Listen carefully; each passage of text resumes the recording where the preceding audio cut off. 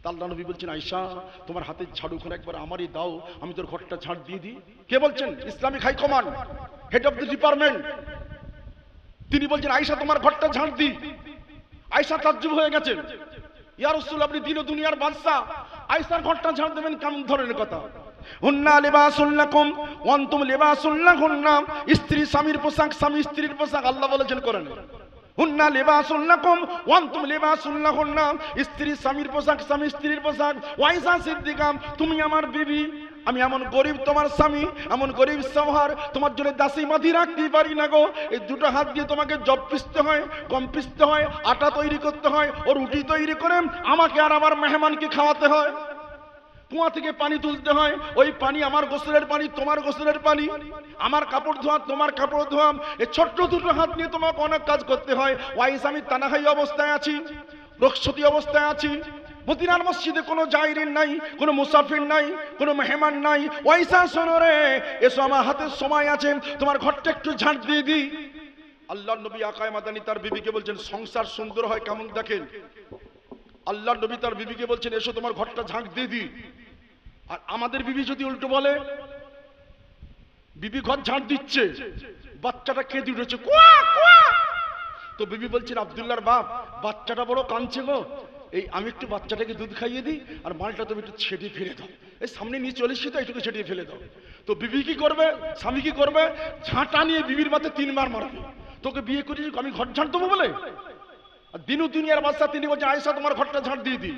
তো নবী দিবস করি, নবীর কথাকে মানি না। নবী তার বিবিকে বলছে, তোমার ঘরটা ঝাঁট দিয়ে দিই, আর আমরা কি করি? আল্লাহু আকবার। যাই হোক, আল্লাহর নবী আকায়ে মাদানী সাল্লাল্লাহু আলাইহি ওয়াসাল্লাম বলছে, আয়েশা এসো না তোমার ঘরটা ঝাঁট দিই। এবার আয়েশা কি বলছেন, ইয়া রাসূলুল্লাহ হাবিবাল্লাহ, আপনি আয়েশাকে তো ভালোবাসেন, এত মহব্বত করেন, আয়েশার ঘরটা ঝাড় দিবেন রাসূল।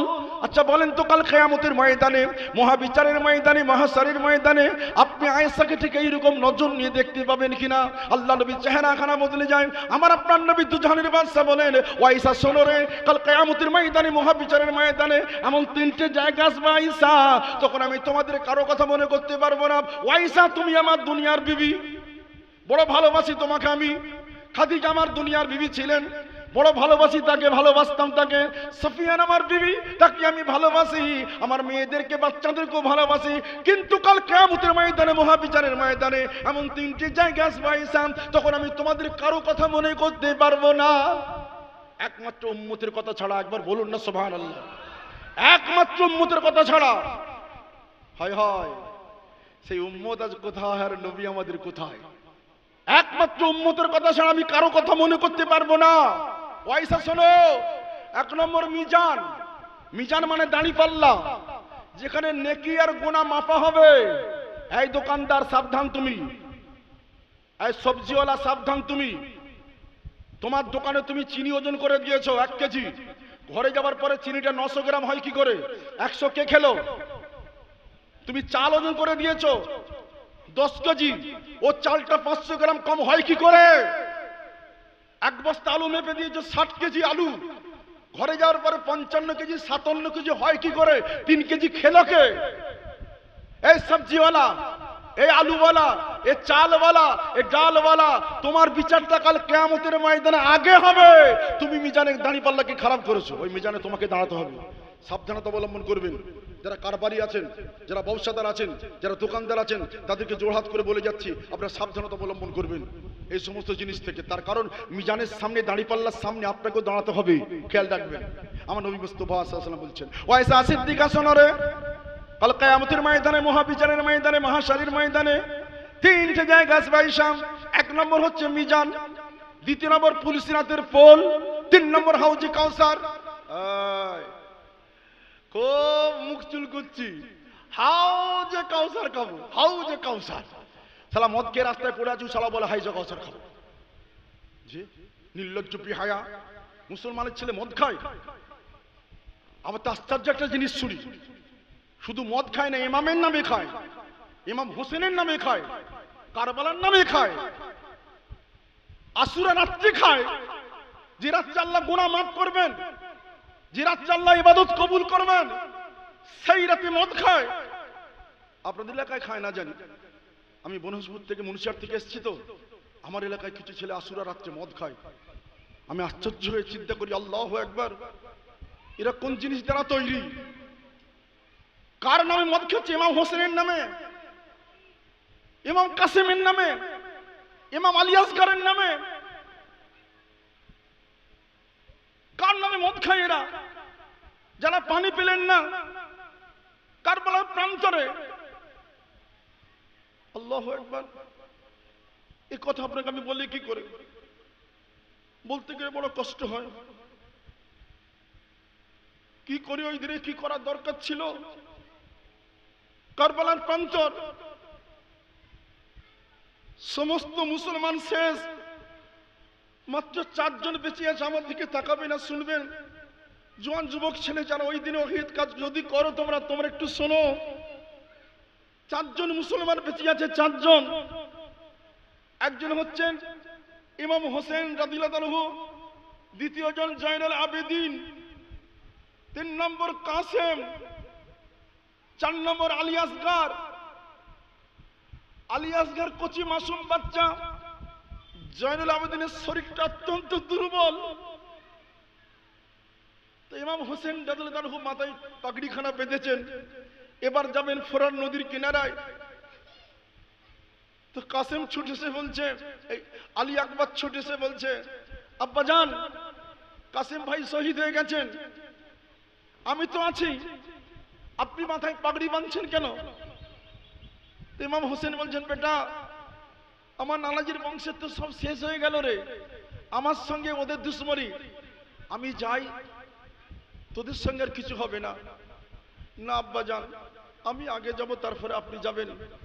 আলী আকবর যোদ্ধার বেটা, যোদ্ধা, ইমাম হোসেনের কলিজার টুকরা, শেরে খোদা আলীর লাগতে জিগার। আলী আকবর মাথায় পাগড়ি বেঁধেছেন, ঘোড়ায় তুলে দেওয়া হলো আলী আকবরকে। তো আলী আকবর চলে গেছেন ফোরাত নদীর কিনারে, তলোয়ার চালাচ্ছেন। আল্লাহ বাজুতে এত শক্তি দিয়েছিলেন, তলোয়ার এত ধার দিয়েছিলেন, সামনে যারা আসছে কচু গাছের মতো কাটছেন, কলা গাছের মতো কাটছেন ফেলছেন। ওরা দূর থেকে তীর ছুটতে শুরু করেছে। তীরের সমস্ত শরীরটা ফালা, রক্ত ঝরে পড়েছে, আর পাচ্ছে না। ছুটে এসছেন ইমাম হোসেনের কাছে, আব্বাজান, আমার হাতে এখন আল্লাহ তো শক্তি দিয়েছেন, তলোয়ার এত ধার দিয়েছেন, ইনশাআল্লাহ আপনাকে যেতে হবে না, আমি ওদের জন্য যথেষ্ট আছি আব্বাজান, কিন্তু একটা জিনিসের জন্য বড় কষ্ট হচ্ছে। কি জিনিস আব্বাজান? কষ্ট হচ্ছে এই জন্যে যে পিপাসায় আমার কলিজাটা ফেটে যাবার মতো অবস্থা হয়ে গেছে। একটুখানি পানি আপনি দেবেন, জিভটার উপর ফেলে দিতে পারো একটু পানি? ইমাম হোসেন রাদিয়াল্লাহু আনহু তিনি বলছেন, পানি কোথায় পাবো বাপ? দেখ তোর মা চাচির দিকে লক্ষ্য রেখে পানি কোথায় আছে দেখ। হাই পানি বলে চিৎকার করছে। আমার আলী আসগরের দিকে তাকিয়ে দেখ, আমার আলী আসগরের জিভটা জমান থেকে বেরিয়ে পড়েছে, জিভটা টেনে নিতে পারছে না। আমার জয়নুল আবেদিন জড়ো হয়ে পড়ে আছে পানির জন্য। পানি কোথায় পাবো বাপ? আয়। আমাদের যখন বড্ড খিদে লাগতো ছোটবেলায়, আমার নানাজি আকাই মাদানী সাল্লাল্লাহু আলাইহি ওয়াসাল্লাম, আমার বড় ভাই হাসান, আমি ছোট হোসেন, আমাদেরকে 2 কোলে নিয়ে একবার আমাকে জিভ চুষাতেন আর একবার হাসানকে জিভ চুষাতেন। আল্লাহ নবীর জিভ আমি একবার চুষতাম আর আমার বড় ভাই একবার চুষতেন। আমরা দুটো ইমাম মিলে আমার নানাজি দুধ চুষতেন, কি বলে আপনার জিভ চুষতাম। এই জিভ চুষার পরে আমাদের খিদে আর আমাদের পিপাসা মিটে যেত। একবার বলুন না সুবহানাল্লাহ। তো সেই ইমাম হোসেন মনে করছেন সেই নানাজির চুষার জিভ তো আমার কাছে কোনো আছে। তো বলছে, বেটা আলী আকবর, আমার জিভটা একবার তুই চুষে দেখ, যদি কিছু পাসের মধ্যে পাবি নিশ্চয়ই। ইমাম হোসেন জিভটা বের করে দিয়েছেন। মা যেমন, বাচ্চা যেমন মাকে জড়িয়ে ধরে মায়ের স্তন চষে, ইমাম আলী আকবর ইমাম হোসেনের কলিজার টুকরো বাপকে জড়িয়ে ধরে দোস্ত আমার বাপের জিভটা চুষছেন। খানিকক্ষণ চষার পরে মনে হচ্ছে আল্লাহ বড় নিয়ামত পেয়ে গেছি আমি, আমার দিলটা ফের বেড়ে গেছে, কলিজা বেড়ে গেছে। আবার চলে গেছেন তলোয়ার নিয়ে, কোথায়? ফোরাত নদীর কিনারায়। তলোয়ার চালাচ্ছেন দোস্ত আমার, দূর থেকে তলোয়ার এসে ঘাড়ে পড়ে গেছেন জমিনে। আর্তনাদ এসে গেছে, আর্তনাদ আসছে, সাকরাত আসছে। ফুপি আম্মা বলছে, ইমাম হোসেনের বোন বলছে, ভাইজান এ তো আলী আকবরের আর্তনাদ, একবার জান্নাত ছুটে। ইমাম হোসেন ছুটে এসেছেন কারবালার প্রান্তরে ফোরাত নদীর কিনারায়। এসে দেখতে পাচ্ছেন আলী আকবর পড়ে আছে, বুকে তীর বেঁধে, নেজা, তীর নাই নেজা বেঁধে আছেন, বুকে নেজা বেঁধে আছে, রক্ত বলকে বলকে বের হচ্ছে। তো হযরত ইমাম হোসেন কলিজার টুকরা আলী আকবরের মাথায় হাত তুললেন। তা আলী আকবর বলছে, আব্বা জাহান, আপনি আমার বুক থেকে নেজাখানা টেনে বের করে দেন আর হাতে তলোয়ারটা তুলে দেন, এখন আমি ফের যাবো ইনশাল্লাহ। তো আল্লাহ নবীর কলিজার টুকরা ইমাম হোসেন এক হাতে হাতখানা কি বলে আপনার ধরেছেন, আর এক হাতে বিসমিল্লাহির রহমানির রহিম নেজাখানা টেনেছেন। নেজা তো বেরিয়ে এসছে, নেজার সঙ্গে বলকে বলকে রক্ত বের হচ্ছে, তার সঙ্গে রুহটা বের হয়ে চলে গেছে, ইন্তেকাল করে গেছেন শহীদ। তো বুকে করে কোলে করে নিয়ে এসে আবার শুইয়ে দিয়েছেন, কি বলে তাবুর সামনে লম্বা করে শুইয়ে দিয়েছেন। আস্তে আস্তে আস্তে আস্তে আস্তে আস্তে একজন, দুজন, তিনজন, চারজন, পাঁচজন, ছজন, সাতজন, আটজন শাহাদাতের শুইয়ে দেওয়া হলো দোস্ত আমার। তো ওই আল্লাহর নবীর কলিজার টুকরো ইমাম হোসেন নিজের কলিজার টুকরোগুলোকে শহীদ করিয়ে দিয়েছেন কারবালার প্রান্তরে। সেই দিনেতে, সেই রাত্রিতে পানিবিহীন তারা শহীদ হলেন। আর আমাদের কিছু বাচ্চা, আমাদের কিছু ছেলে, আমাদের কিছু ভাই ওই রাত্রে তারা মদ খেয়ে হই হই করে ঘুরে বেড়ায়। আমাদেরও কিছু দায়িত্ব আছে তার মধ্যে, ওদেরকে বোঝানোর জন্য, ওদেরকে বলার জন্য যে কি কাজ করার জন্য আজকে দিনটা ছিল, তোমরা কি কাজ করছো। ব্যাস আমি চলে যাচ্ছি ফির আল্লাহ নবীর দরবারে, আমি এর দিকে বেশি বলবো না, আল্লাহ নবীর দরবারে চলে যাচ্ছি। আমি একটু পানি পান করবো, আপনারা একবার দুরূদ শরীফ পড়ে নেন। আল্লাহুম্মা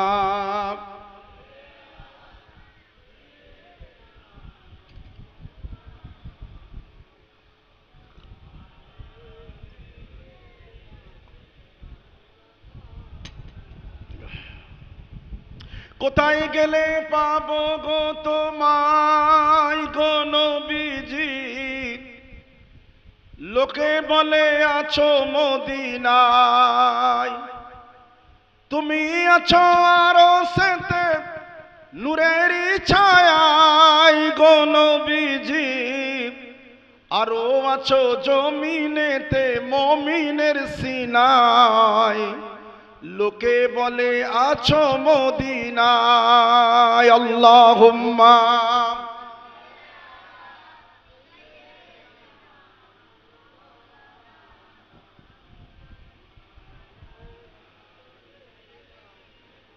আকায়ে মাদানী সাল্লাল্লাহু আলাইহি ওয়াসাল্লাম বলেছেন, ১ নম্বর মিজান, ২য় নম্বর পুলসিরাতের পোল, ৩ নম্বর হাউজে কাউসার।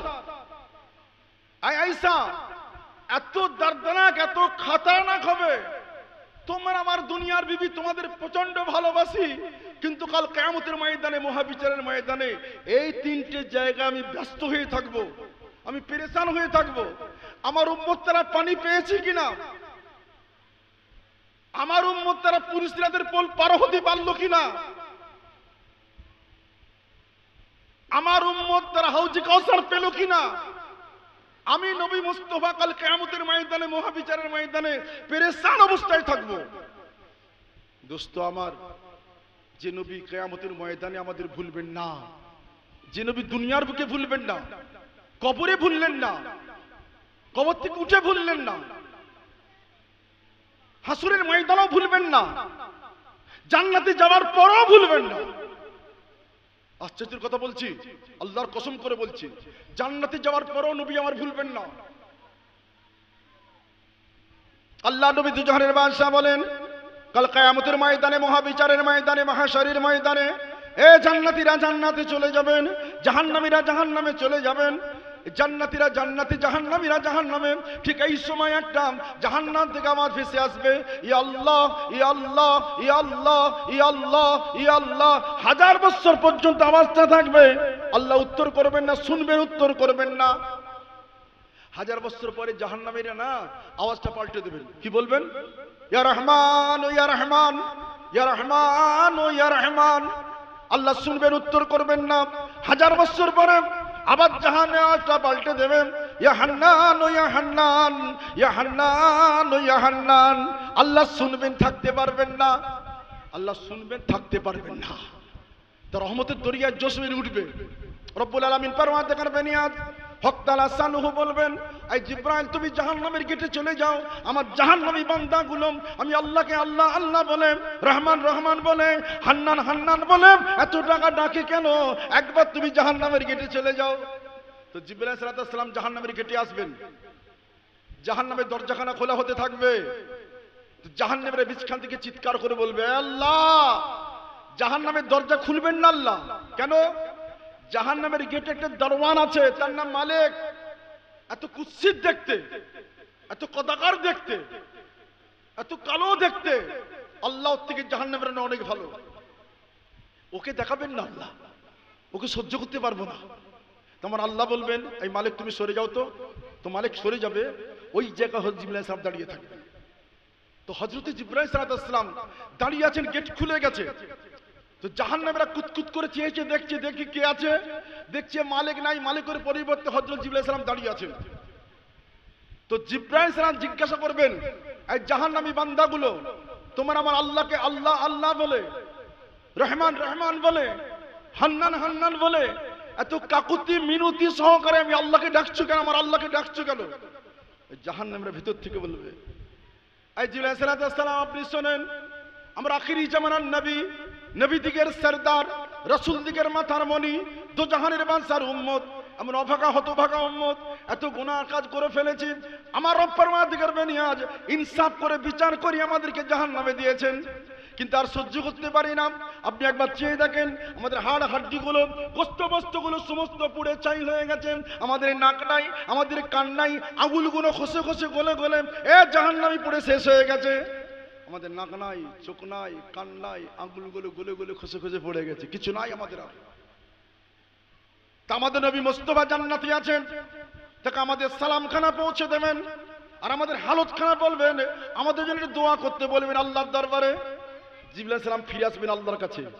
তা আল্লাহ জিজ্ঞাসা করবেন, জিবরাইল কি খবর গো, কেন ডাকছিল ওরা? আল্লাহ আপনি সব জানেন তো? বলে হ্যাঁ জানি। আল্লাহ সব জানেন না? জানেন না, জানেন। আল্লাহু আলিমুম বিজাতিস সুদূর, অন্তরের অন্তঃস্থলের কথা আমার আল্লাহ জানেন।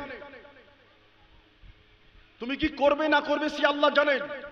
অন্ধকার রাত, কালো পাথরের পাহাড়, ছোট্ট একটা কালো পিপিলিকা কিংবা মুরগির চুলবুলে পোকা, ও যদি চলে যায় ওর পায়ের আওয়াজ আমার আল্লাহ শুনতে পান এবং আমার আল্লাহকে দেখতে পান। আল্লাহু আলিমুম বিজাতিস সুদূর, তোমার অন্তরের অন্তঃস্থলের কথা আমার আল্লাহ জানেন, বুঝেন। তো রব্বুল আলামিন পরওয়ারদিগার বেনিয়াজ হক তাআলা সানুহু তিনি সব বুঝেন।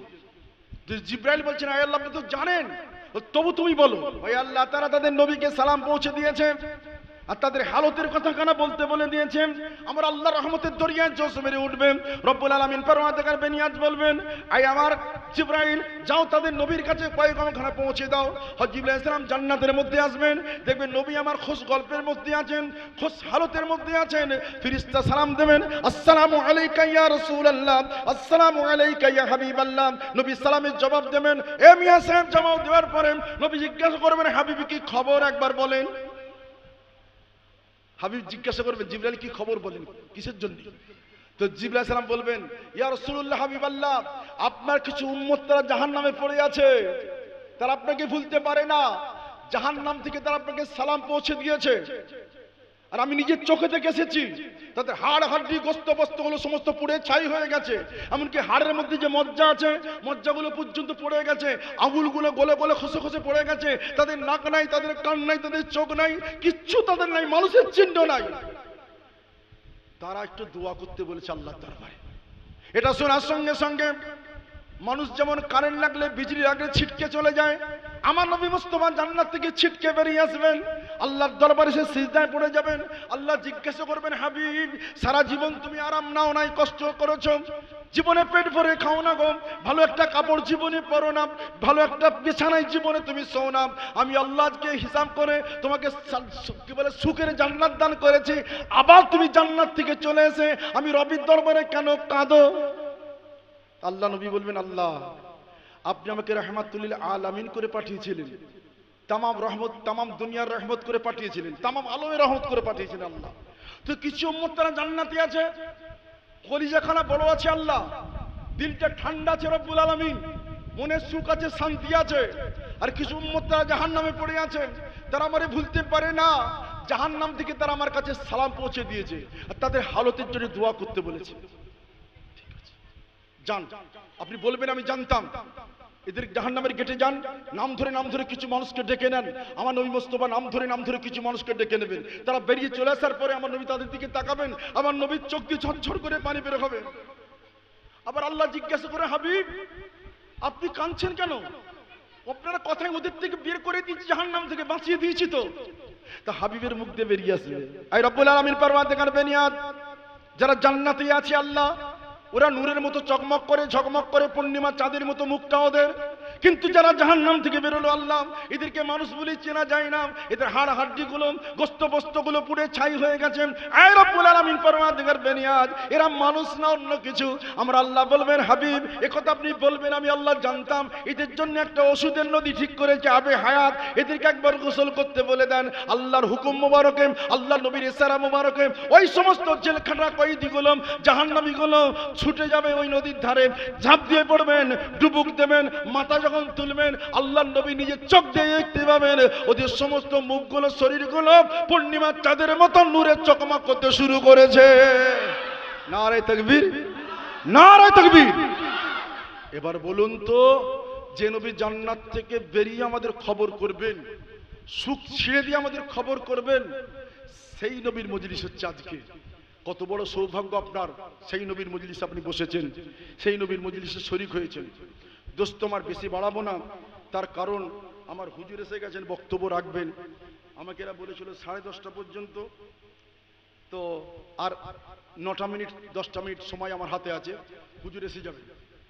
কয়েকদিন তো রোজ রাত জাগা হচ্ছে আর বক্তব্য হচ্ছে, কিন্তু কি হচ্ছে না হচ্ছে বুঝতে পারছি না। বক্তব্য তো রাখছি, জলসা তো সব হুজুর করছেন, এখনো পাড়ার মেয়েরা এখনো বিপর্যয় রাস্তায় ঘোরে, জলসা তো হচ্ছে, নবীলা মজলিস তো হচ্ছে, এখনো মেলায় খেলায় কেন মেয়েরা ঘোরে, জলসা তো হচ্ছে, ওয়াজ নসিহত হচ্ছে, এখনো ফ্রিওয়ালার কাছে কেন মেয়ে ছেলেরা দাঁড়িয়ে থাকে, জলসা হচ্ছে, বড় বড় জলসা। একবারে বিখ্যাত বিখ্যাত বক্তা আসছে, 30,000 টাকা ফি, 50,000 টাকা ফি। লাভটা কি হলো? কেন যে পর্দা বেপর্দার বেপর্দাই রয়ে গেল। মসজিদে যতগুলো কি বলে মুসল্লি ছিলেন, ততগুলো মুসল্লি রয়ে গেল, কেন মুসল্লি বাড়ে না? তাহলে ফেকেরটা আমাদের অন্য জায়গায় করা দরকার আছে।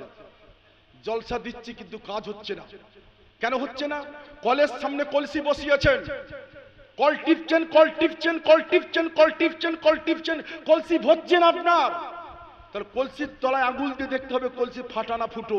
যদি ফাটা ফুটো কলসিকে আপনি কলের ধারে বসান, সারাদিন ধরে যদি আপনি কল টেপেন, আল্লাহর কসম ও কলসি ভরবে না। তো প্রত্যেকে তো চিন্তা করতে হবে, ফিকির করতে হবে। একটা মেয়ে ছেলের জন্য 4টে পুরুষ মানুষ জাহান্নামে যাবে। এই জোয়ান যুবক ছেলে শোনেন, একটা মেয়ে ছেলের জন্য 4টে পুরুষ মানুষ জাহান্নামী। কে? প্রথমে তার বাপ। বাপ 5 ওয়াক্ত নামাজ পড়েন, মুখ ভর্তি দাঁড়িয়ে আছে, মাথায় ফুরফুরাওয়ালা টুপি আছে, সব কিছু আছে, বড় পিরহান আছে, কিন্তু তার মেয়ে ছেলে, সাবালক মেয়ে ছেলে রাস্তাঘাটে যেখানে সেখানে ঘোরে, যাত্রার সাথে ঘোরে। এই মেয়ে ছেলে যেটা বাপ হবে জাহান্নামী, দায়ুস। বাপ ইন্তিকাল করে গেছে, ভাই বাড়ির গার্জেন, ওই ভাই বোনকে ট্যাকল করতে পারে না, যেখানে সেখানে বোন বিপর্যয়ের সঙ্গে যায়, ওই বোনের জন্য ভাই দায়ুস জাহান্নামে যাবে। বিয়ে হয়ে গেল, বাপ আর ভাই দুজন আলাদা, ওদের আর প্রয়োজন নাই। এবার স্বামী, স্বামী তার স্ত্রীকে ঘরের মধ্যে রাখতে পারে না, যেখানে সেখানে ঘোরাফেরা করে, তার জন্য স্বামী দায়ুস জাহান্নামী। আর একজন কে হলো ছেলে, স্বামী ইন্তিকাল করে গেছে, মা বেঁচে আছে, অর্থাৎ বাপ ইন্তিকাল করে গেছে, মায়ের শরীর আছে, স্বাস্থ্য আছে, মায়ের বডি আছে, দেখতে সুন্দরী। ওই ছেলে মাকে ঘরের মধ্যে রাখতে পারলো না, ও মায়ের জন্য ছেলে জাহান্নামী দায়ুস। একটা মেয়ে ছেলে জন্য 4টে পুরুষ জাহান্নামে যাবে। জোড়হাত করে হাতে আর পায়ে ধরে বলছি, মা যদি বাপকে জাহান্নাম থেকে বাঁচাতে চাও তো 4 দিন করলে বাঁচবে না, 7 দিনে করলে বাঁচবে না, 40-এ করলে বাঁচবে না, 21-এ করলে বাঁচবে না, বছরকে করলে বাঁচবে না, তোমাকে পর্দার সঙ্গে থাকতে হবে, তবে তোমার বাপ জাহান্নাম থেকে বাঁচবে। মা মেয়েদেরকে বলছি, আশ্চর্যের ব্যাপার, বললে পরে অনেকে রেগে যান। 24 পরগনায় জলসায় গেছি, গ্রামের নামটা বলছি না, আমাকে ছেলেরা এসে বলছে, হুজুর এবছরই শেষ হয়ে গেল আপনার, একসঙ্গে প্রায় 7 বছর জলসা করলাম, এবছরে শেষ, আর বছরে নিয়ে আসতে পারবো না, কিছু মনে করবেন না। আমি কেন রেখেছি? বলে আমরা তো ঘরে ঘরে চাল তুলতে যাই সব, তো চাল তুলতে গেছি ধামাই করে, তো মেয়েরা জিজ্ঞাসা করছে কাকে নিয়ে আসছিস? বলছে সে লাল দাড়ি, হাওড়া জেলা লাল দাড়ি। বলে তোলা উঠুকে ঝাঁটার বাড়ি মারি। বলি কেন রে, আমাকে ঝাঁটার বাড়ি মারবে, কি দোষ দেখলো আমার? বলে ওই যে আপনি মেয়েদের সম্পর্কে বলেছেন, বেপর্দার সম্পর্কে, ওদের মনে লেগে গেছে বেশি। আমি তো লাগবেই তো, কাটা খায় ব্যঞ্জন দিলে পরে লাগবে, আইটিন দিলে লাগবে, তো ঠিক জায়গায় ওষুধ দিয়েছি। নির্লজ্জ স্বামী, বেহায়া স্বামী, হিজড়া স্বামী, ওরাও তো আমার বিরুদ্ধে যাবে।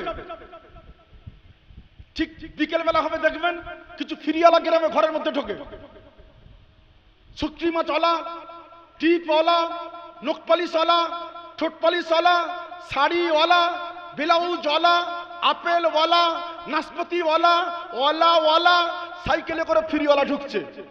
ব্যাস killing killing killing killing killing. এদের সব জানা আছে কে কখন আসে। এ ঘর থেকে 3 জন, ও ঘর থেকে 2 জন, ও ঘর থেকে 3 জন, ও ঘর থেকে 4 জন, সাইকেলওয়ালাকে ঘিরে, শাড়িওয়ালাকে ঘিরে, ব্লাউজওয়ালাকে ঘিরে, নখপালিশওয়ালাকে ঘিরে, কে তার ডান্ডায় হাত, কে তার রডে হাত, কে তার কেরিয়ারে হাত, কে তার ঘন্টায় হাত, তার সঙ্গে গুজুর গুজুর ফুসুর ফুসুর করছে। তোমার জোয়ান স্ত্রী জোয়ান ফিরিওয়ালার সাথে কেন গুজুর গুজুর করে? তারা গা ঘেঁষে কেন শাড়ি কেনে? আর তুমি হিজড়ে জান্না দিয়ে ওপর থেকে দেখতেছ তোমার বিবি একটা জোয়ান ফিরিওয়ালার কাছ থেকে শাড়ি কিনছে, আবার শাড়িখানা দেখিয়ে বলছে এইটা লবোজি। ও হিজড়ে বলছে হ্যাঁ ওইটাই লাও, তোমাকে খুব ভালো লাগবে। হিজড়ে একবার ঘর থেকে নামতে পারলে না, বইয়ের গালে দুটো চড় মেরে বউকে ঘরের মধ্যে দিতে পারলে না, একটা শাড়ি কিনে তুমি বউকে দিতে পারলে না, তোমার বউ ফিরিওয়ালার কাছে কেন শাড়ি কেনে? বললি তো আবিদের জলসা বন্ধ হবে রে। এখন তো জলসা মানে বালগুল গুলাবে কামালিহি, বিরানি দিয়ে খেয়ে পালালিহি। এখন সারা সৈগে দেনা খেয়ে দেনা, সৈগে দেনা খেয়ে দেনা, খালি খেয়ে দেনা আর খেয়ে দেনা। এ তো অসুবিধা হবে। জলসা তো আমার এক জায়গায় বন্ধ হয়ে গেছে, বন্ধ করে কিন্তু ড্যাঁড়ো, তারা সব থেকে আবার বেশি জানে। দেখবেন কিছু ড্যাঁড়ল আছে সব থেকে বেশি জানে। ও তো কিছু জানে না, ওকে কেন নিয়ে এসছো? আলফাল বলে বাপের বেটা, একটা কথার মধ্যে ভুল প্রমাণ কর, তাহলে বলো তুই বাপের বেটা, তোর মায়ের দুধ খেয়েছিস তুই। নবীওয়ালা কথা একটা ভুল বলেছি বল, পর্দার কথা নবী বলেছেন, কেন তোর বিবি পর্দার সঙ্গে থাকে না? বললি খারাপ। আসল একটা কথা আপনাকে বলে দিই, আমার শেষের দিকে নিয়ে চলে এসেছি জলসা, একদম শেষের দিকে, মজলিসও ভরে গেছে। প্রথমে যখন বসছিলাম 8-10 জন ছিলেন, আল্লাহর রহমতে মজলিস এখন ভরা। আমার হুজুর কেবল আসবেন, ভরা মজলিস পাবেন, আরো মানুষ আসবেন, তারা বসে যাবেন। আমি প্রথম বক্তা, তো প্রথম বক্তা মানে কম বক্তা। আবার তার পেছন দিকে কোনো পীর সাহেব নেই, না তো বাপ পীর, না তো দাদু পীর, না তো চাচা পীর, না তো খালু পীর, না তো মামু পীর, কেউ নেই। আমি মোহাম্মদ আবিদ আকলা, আই এম মোহাম্মদ আবিদ। দরকার হয় আমাকে নেবে, না হলে নেবে না। আমার পেছনে কেউ নাই, পেছনে আমার আল্লাহ আছেন, আল্লাহ রসুল আছেন।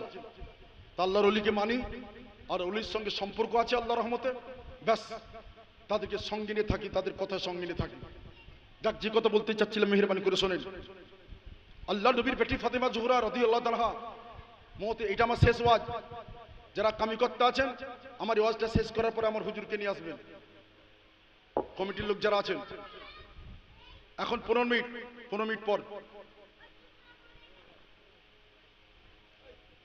আল্লাহ নবীর বেটি ফাতেমা জোহরা এ ওয়াজ আমার কাছ থেকে শুনেছেন।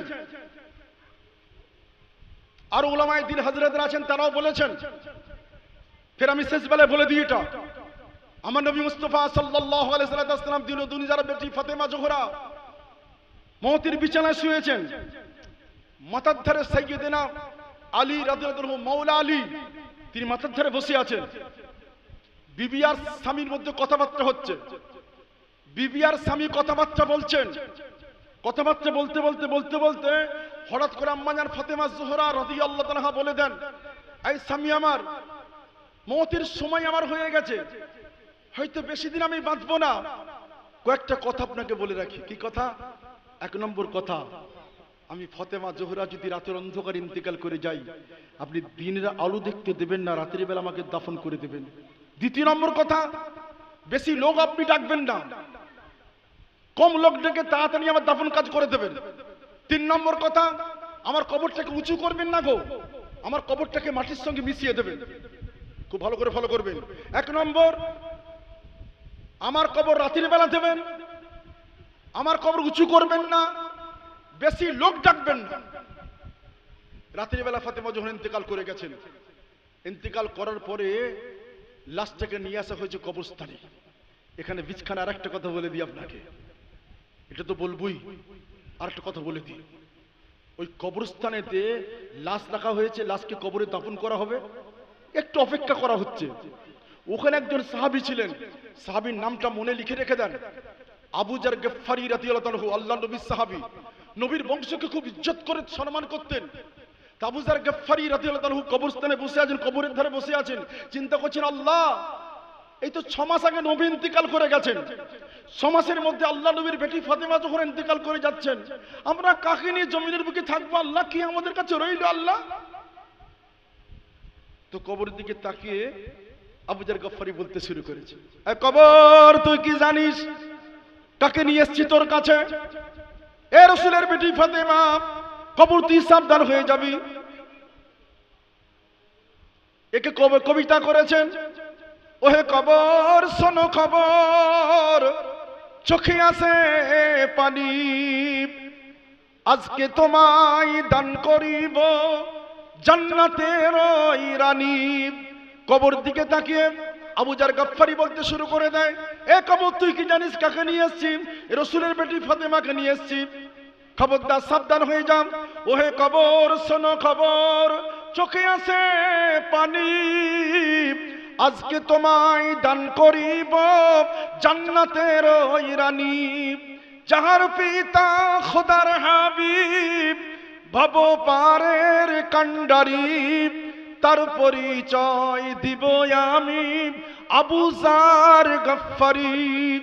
কবরের দিকে চেয়ে আছেন আবু জার গফফারি, মুখ দিয়ে বলতে শুরু করেছে, এই কবর, তুই কি জানিস কাকে নিয়ে এসেছি?